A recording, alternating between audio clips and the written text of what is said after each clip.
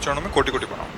महाराज जी, मैं पिछले 1.5 साल से यूट्यूब के माध्यम से आपको सुन रहा हूँ। आपको सुनने के बाद जीवन में बहुत परिवर्तन आया और दुखों को झेलने की ताकत भी मिलती है। महाराज जी, श्री जी कृपा से मैं आपकी एकांतिक वार्तालाप सुनता हूँ और ज़्यादा तो नहीं, पर कभी कभी थोड़ा बहुत शास्त्र की बातें पढ़ता हूँ। महाराज जी, मैं बहुत अज्ञानी हूँ। थोड़ा शास्त्र पढ़ने और अध्यात्म की बातें सुनते रहने से कुछ दिन बाद मन में प्रश्न उठने लगे, जैसे मैं कौन हूँ, मैं यहाँ क्यों आया हूँ, माया क्या है, और भी बहुत कुछ। यही सत्संग और शास्त्र स्वाध्याय का फल है कि हमारे अंदर जिज्ञासा उत्पन्न हो जाए। मैं ये जानना चाहूँ कि मेरे जन्म का हेतु क्या है, मैं कौन हूँ, मेरा परम कर्तव्य क्या है, मेरा लक्ष्य क्या है। यही सत्संग से, शास्त्र स्वाध्याय से जब जिज्ञासा होती तब प्रणिपाते महापुरुषों के सामने जाकर साष्टांग दंडवत होना, उनसे दैन्यता से पूछना और उनके बताए हुए साधन से फिर इन प्रश्नों का अनुभव होना। कुछ उत्तर जवानी दिए जाते हैं और कुछ अनुभव किए जाते हैं। जैसे आपका क्या स्वरूप है, ये जबान से नहीं, ये अनिर्वचनीय है, ये अपने आप से अपने आप का अनुभव। वहाँ तक कैसे पहुँचे, इसके उत्तर हैं। साधन मार्ग में कदम रखिए। यम, नियम, प्राणायाम, प्रत्याहार, ध्यान, धारणा, समाधि, अष्टांग योग या ज्ञान मार्ग में साधन चतुष्टय का संपादन करते हुए इस मार्ग में आगे, या भक्ति मार्ग, समस्त कर्म भगवान को समर्पित करके नाम जप करते हुए, ये बहुत बढ़िया ज्ञान के पंथ कृपान के धारा परत खगेश लगे नहीं बारा। ज्ञान मार्ग में गिरने में देर नहीं लगती, क्योंकि कलिकाल है और बड़ा मलिन वातावरण है। तो इसमें हमारी रक्षा करने वाले भगवान श्री हरि हैं। तो हम उनका नाम जप करते हुए, उनके गुण लीला चरित्रों को श्रवण करते हुए, और वो आचरण जो नहीं करने चाहिए वो हम ना करें, जो आचरण करने चाहिए वो करके भगवान को अर्पित कर दो। इससे शुद्ध ज्ञान प्रकट हो जाएगा और इससे पता चलने लगेगा कि ये शरीर मैं नहीं हूँ। जैसे गाड़ी में बैठा हुआ यात्री, ऐसे मैं हूँ इसमें, ये मेरी गाड़ी है, मैं नहीं। पक्का ये जीवन यात्रा इससे चलनी है और इसी से मंजिल मिलेगी इसी से। शरीर के बिना भजन होने वाला नहीं, शरीर के बिना ठाकुर सेवा नहीं होगी, शरीर के बिना ज्ञान नहीं होगा। शरीर रहते हुए यदि ज्ञान हो गया, जीवन मुक्त हो गया। शरीर रहते हुए भगवान का दर्शन हो गया, साक्षात्कार हो गया जीवन का। तो पहली दृष्टि ये रखो कि जो मुझे कार्य नहीं करने चाहिए वो नहीं करना है। तस्मात् शास्त्रम प्रमाणन्ते कार्याकारो व्यवस्थितो, जिसे पाप कहते हैं। पाप क्या है? धर्म विरुद्ध आचरण। धर्म क्या है?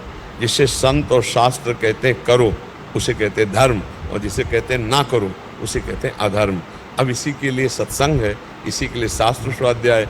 और कुछ ना करे तो भी हृदय में बैठा हुआ भगवान ये सबको बताता है ये गलत है। ये कोई नहीं कह सकता कि मैं जब करने जा रहा था कोई भी कार्य तो मुझे पता नहीं था कि ये गलत है। पक्की बात समझो, अंदर एक छोटी सी झीनी सी पुकार आएगी, गलत है। सबके आती है, आप लोग अनुभव करना। अंदर आता है ये ठीक नहीं है। वो अहंकारी मानता नहीं है, जो अंदर गुरु उपदेश करता है उसकी अवहेलना कर देता है। बस गलत कार्य न करे, नाम जप करे और धर्मयुक्त कार्य करे, परोपकार के कार्य करे, दूसरे की सेवा, अपने कर्तव्य का पालन, बढ़िया ज्ञान प्रकट हो जाएगा। बिना प्रयास के ज्ञान प्रकट हो जाएगा।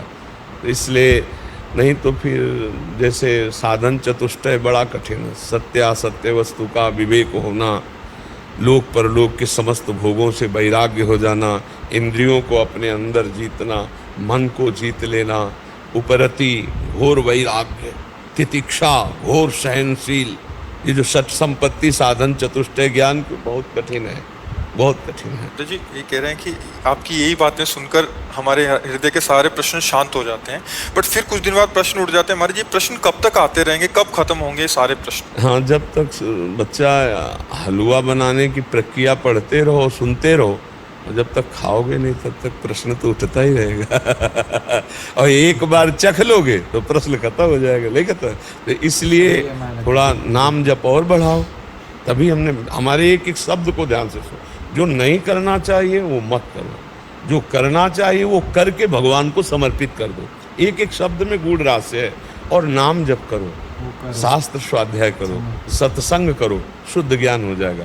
ये पुनरावृत्ति वही शब्दों की कह रहे हैं, अपने आप हो जाएगा। फिर कोई प्रश्न, आपको सच्ची बताएं, जीवन में सदगुरुदेव भगवान के वचन पर विश्वास करके कभी किसी महात्मा से आज तक प्रश्न नहीं किया, कभी प्रश्न नहीं किया पूरे जीवन में।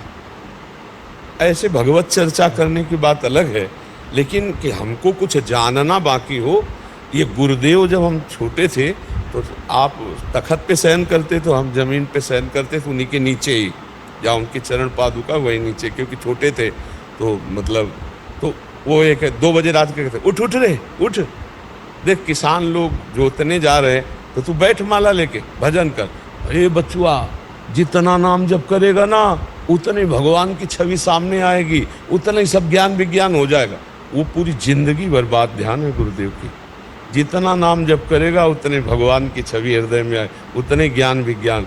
बस एक ही बात दिमाग में जीवन भर रही कि मुझे हर समय भजन करना है, हर समय भजन। गुरुदेव भगवान ऐसे कृपा करके मिले कि अन्य कई झंझटें जो साधना की होती है वो पहले ही काट दी, एक ही बात बैठाल दी दिमाग में कि हर समय भजन ही करना है। वही बात पकड़ लो बच्चा, बचपन से लेके अभी तक उन्हीं की बात पे चल रहे हैं, उन्हीं की बात हमारे दिमाग में। इसलिए सार बात कहते हैं, नाम जप करो, नाम जप, राधा राधा राधा, सब इसी से प्राप्त हो जाएगा। नाम, संसार का चिंतन छोड़ना है, चाहे राम जपो, चाहे कृष्ण जपो, चाहे हरि जपो, चाहे राधा जपो, जो नाम प्रिय हो। उन संसार का चिंतन छूटा, भगवान का चिंतन हुआ तो यस्य स्मरण मात्रेण जन्म संसार बंधनात् विमुच्यते नमस्तस्मै विष्णवे प्रभु विष्णवे। जिनका स्मरण मात्र संसार बंधन का नाश कर देता है वो भगवान श्री हरि, उनका स्मरण करो। राधा राधा, कृष्ण कृष्ण, हरि हरि हरि हरि हरि, सब प्रश्न समाप्त हो जाएंगे। और जब कुछ जानने का मन हो तो YouTube में सुनते रहना, रोज प्रश्न उत्तर होते हैं, हर प्रश्न का उत्तर मिल जाएगा, हर प्रश्न का उत्तर। ज्ञानी भगत कर्मकांडी सब आते, सब प्रश्न होते, भगवान की कृपा से सब प्रकार की चर्चा होती, घर गृहस्थी से लेके ब्रह्म बोध तक की चर्चा होती। जो चाहिए वो भगवान सब प्रदान कर देंगे।